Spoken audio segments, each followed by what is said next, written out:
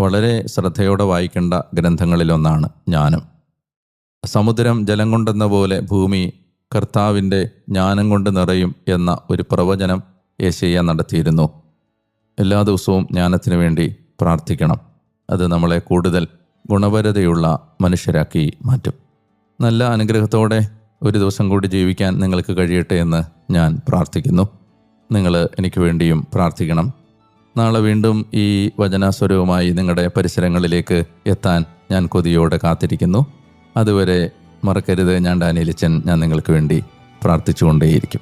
സ്നേഹിക്കാം, പ്രാർത്ഥിക്കാം, ഈശോയെ പങ്കുവെക്കാം. നല്ല ഒരു ദിവസം ദൈവമഹത്വത്തിനായി ജീവിക്കുകയും ചെയ്യാം.